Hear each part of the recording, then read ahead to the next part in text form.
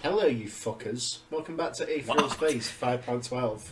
The evolution. First they were little stink bugs, then them, and now you've been gone for a while, huh? Yeah, 6 years to be exact. You watching some other channels? Which one do you like? Yeah. Dream, I bet. Yeah, you're always on your fucking phone. Dream watchers. Yeah. All you do is charge your phone and lie! lie! Yeah, how about you go eat some hot chips? We're gonna read Aetheral Space here. Yeah, so, if you want to go back and watch like your meme compilations with all those other channels you like so fucking much. Yandere Tanhony? Fucking hell. Alright, so last time on Aetheral Space, what happened? So they finally escaped from the city. The Akamanto fucking dropped Ruth out of the fucking sky. But Dragon caught. Oh yeah, they gave their all and did everything in their power to take him down, and then he respawned and was like, "Oh, they were a little bit too strong." I was like, "Holy shit!" He's so OP. His body's wrapped in toilet paper. That's why. It powers him up. Path of blue, path of red. What happens when they fuse? Becomes Ultraman. Damn. Alright, but yeah, they defeated Akamanto barely. Ruth had like a cool moment, and then they fucked off. They escaped from the city, Sonic Adventure style, like you said. Yeah. And was there anything else shown? I think Garth was just like, "Grr, I have to deal with this myself." He was like, "I'm going to spare no expense. I'm going to make Jurassic Park." Jurassic Park. Have you seen that news headline that was like Jurassic Park? That's why I asked the questions. Would we be okay if dinosaurs were out? The answer is no. No shit. Well, Robin smiled. Ruth's claws tickling against 6 years his ago. throat. You missed. Oh, sorry. 6 years ago. Well, Robin smiled. Ruth's claws tickling against her throat as she was held against the wall. This seems familiar. Oh, no. Oh, wait, never mind. This is like a second time Ruth is attacking her. I thought she meant like her family did that to her. Shut up! Ruth growled. She'd already decided she wouldn't let words get in the way of her job ever again. This attack was much more audacious than their first attempt, but that was by necessity. After Ruth had ambushed the convoy to grab Robin the first time, security had been stepped up, and now the buried brat was rarely allowed outside her own private villa. The only logical thing to do then was attack that private villa. They were in the ruined conservatory, walls marked with deep claws and ceiling half collapsed, Ruth holding Robin up against one of the few panes of glass that hadn't been smashed in the battle. The bodies of buried and suited goons were strewn around, many still clutching their pistols. Robin's smile shifted suddenly into a frown. Why are you doing the same exact thing again? If you do things the same way, you'll end up with an identical result. You do understand that, don't you? Ruth grinned viciously. I'm not doing things the same way. This time, if you try anything, I'll take your fingers. The girl raised an eyebrow, infuriatingly calm. My fingers? You don't need fingers to live, Ruth muttered. There it was again. Whenever this barreted girl questioned you, she had a way of making you feel foolish, making you question just what the hell you thought you were doing. It was annoying as hell. I know, but my fingers, if you're going to kill me, just kill me. Don't mess around with my hands. I need those. Finally losing her patience, Ruth pulled her captive away from the glass, rolling her around and beginning to bind her hands behind her back. You need them, she growled. We don't. All we need is you alive. It's a pretty day outside, isn't it? Robin asked. From her new position, she could see outside the broken windows to look out at the thick jungle below. The sun hung high in the sky, and the sounds of insects and beasts filled the air. Mountains crowned the horizon. Oh no. She was doing it again. She was about to use her gosh darn words. Shut up! Ruth demanded. I'm serious! I'll actually kill you!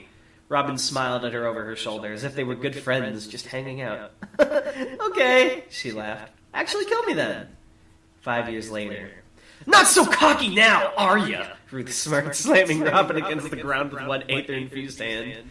You got me. Robin winced at the sudden impact, but the slam didn't do any serious damage. It hadn't been intended to. How are we playing this? You're coming with me. We both know I'm not. What do you want? Ruth hesitated. This time she'd grabbed Robin shortly after her return from one of her rare off-planet excursions. The switch between the two different security teams had left her a brief window in which to act. She had to be quick, though. The new team of guards would arrive before long. What I want, Ruth grunted, pulling Robin to her feet, is for you to come with me.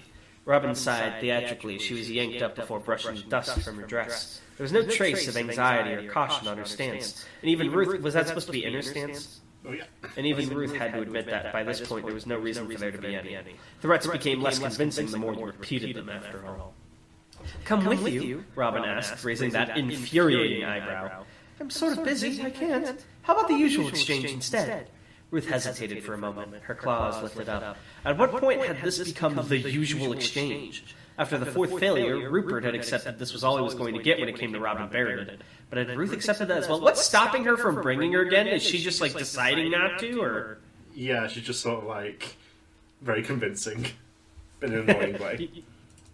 You could teach her otherwise, a nasty little voice inside her suggested. Bring that claw down and show her who's boss. But she couldn't. She could never. She knew that, and Robin knew that. Those words she'd given to Ruth so long ago had become a virulent poison. I suppose I must have thought you were a good person? That question, that damn question, look, that damn smile. It made you so badly want to prove it true. Ruth replied, her voice in almost a sullen croak. The usual exchange. As if she was never going to say anything else. Robin put her hands on her hips and stood almost proudly, her smile wide. In 3 days' time, she said calmly, my father's going to be bringing in a shipment of new supplies for security forces. Rifles and mines for the jungle. They're coming in at Hangar 3. If you hit it then, you can make things a lot easier for yourself. Oh! So at least she's getting something out of this. She's getting info. There it was. Robin merited the traitor, leaking military secrets. Did she even understand what she was doing? The way she stood there, smiling innocently? It was like she thought this was all just a game. That she could play however she wanted without ever experiencing the consequences. But she doesn't experience consequences, Ruth reminded herself. You've made sure of that, haven't you? 4 years later, the moon was beautiful that night. It hung above the villa, huge, casting its radiance down on the jungle below. It was almost like a spotlight shining on Ruth and Robin as they sat on the roof of the building out of sight of any guards. You know what the most evil thing in the world is? Robin asked, staring up at the satellite as she took a bite of a nutrient bar. Ruth lay on her back, arms serving as a pillow. She stared up. Oh, they're just vibing now. Aww. Yay! I hope nothing bad happens. As she stared up at the sky, her punch-point assault rifle lay on the roof next to her. Nah, she said. Tell me. Hope. Like it had so many times recently, a shadow passed over Robin's face, and the moonlight seemed to grow a little dimmer as her smile faded. Ruth blinked, clearing her throat uncomfortably. That's kind of dark. It's the truth, Robin shrugged, still looking up. It's the worst thing there is. Hope is like someone pulling you up out of the water and then letting you go right before you reach the surface. Sometimes I think it'd be better just to get used to drowning. From what Ruth understood over the last couple of months, Admiral Barrett had been doing his utmost to arrange a political marriage for his daughter. The three wise men had many children, and an alliance with the leaders of the body would pretty much give Zed Barrett carte blanche for life. What's carte blanche? Do whatever you want, basically. As a source of anxiety, it was as alien to Ruth as guns and bullets were to Robin, but she supposed everyone had their trials. If it was up to me, Robin began before trailing off. No, never mind. Ruth raised an eyebrow. What? She laughed. I said never mind! Robin snapped. Silence settled over the roof. Their conversations had been ending like this more and more often lately. Casual chats suddenly crashing into a brick wall and stopping dead. This must be what it felt like, Ruth guessed, when real life became real. A few minutes passed in utter silence, save for the clicking of the insects and the creaking of the wood. So, I have a question. Is this only happening every year, or is the time skip just in years and shit? Okay, I was going to say, because it feels like they have a lot more of a... Yeah. A few minutes passed in utter silence, save for the clicking of the insects and the creaking of the wood. It's starting to rain, Robin muttered. Yeah. Even with that, they didn't move again for quite a while. 3 years later... I'm serious! Robin's voice was tinny, distorted over the radio. This is the best chance you'll get! Ruth glanced towards Grave, the leader of the resistance, sitting behind his desk as he considered Robin's proposal. Over the course of the last 3 years, Robin Barrett had proved an invaluable inside source. But was her intelligence trusted enough to go this far? When no reply was immediate, Robin repeated herself as if she just hadn't been heard. He's going hunting for that big paleo beast that rampaged through town. He's excited about it. He's only taking a couple of guards. It'll be easy. If you ambush him, you can take him out. Robin had said last year that hope was an evil thing, but in this case it seemed that she was holding on to it with both hands. If her father died, she'd be free to live her own life. So getting her father killed was the best course of action for her. Ruth had no doubt that was what was going through her mind. Graves' finger tapped against his desk rhythmically as he considered the proposal. He'd wanted Barrett dead for years, devoted a great deal of time and resources to that task. Even before he spoke, Ruth knew there was no chance he'd let this... There was no chance he'd let this chance... That's why I didn't write it the first time.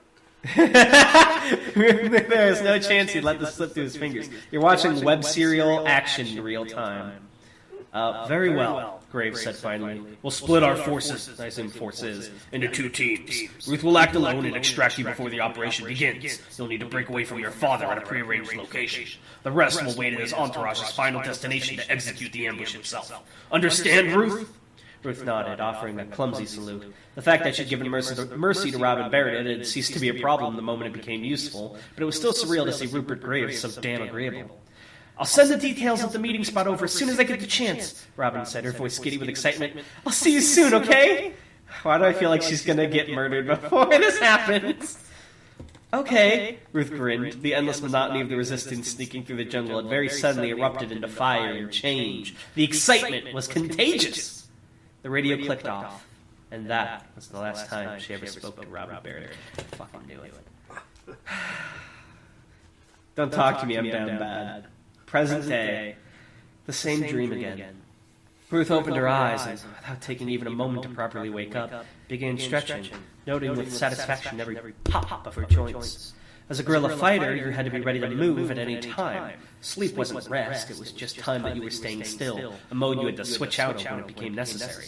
When she was satisfied she could move properly, Ruth stood up and began walking out of the cage she'd slept in. After they'd returned from Corin, the resistance had been forced to go on the run immediately to avoid the regulator forces, which had led them to these tunnels. With everything that had happened, there hadn't been time to talk, but now Ruth could feel it, a familiar, cold weight in her chest. It was time to face the music. Lily Albrisher was already waiting at the mouth of the tunnel, arms crossed as Ruth approached. I haven't had time to ask you yet, she said, but from the tone of her voice, Ruth could tell she had no doubt about what had happened. Well, that was no problem. Ruth remembered the lines to this production. Ask me what? You know, they'd say. You know, Lily muttered, what I asked you to do, what you promised to do. Is Prester Garth dead? Her gaze was twin daggers.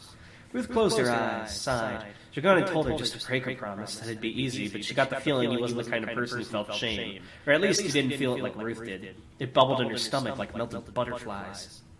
Ruth? Despite the difference in their age, Ruth couldn't help but hear Rupert Grave in Lily's voice. They were one of a kind in at least one regard. They were willing to do whatever it took to win. And Ruth, as per usual, found herself dragged through the dirt behind them.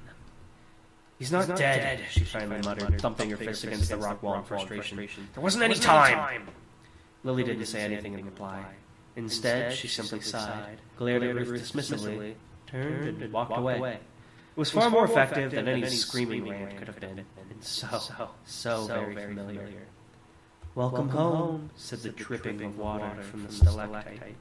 Welcome home, said the far-off screeching of what might have been bats. Welcome home, said the burning in her heart.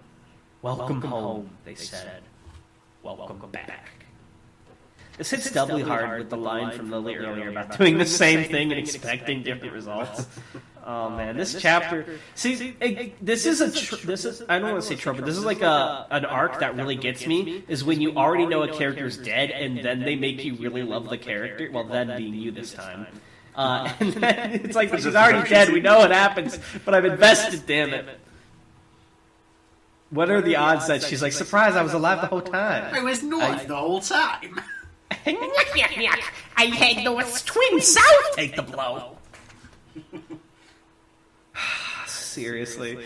I'm in so much pain. That chapter really hit hard. And I think these are the parts of Aetheral space that I actually love the most, that make me invested. And that's not to say the fights aren't well written and fun in their own way, but the actual reason I care about Aetheral space is the lore, these character development bits outside the fights are like what I live for.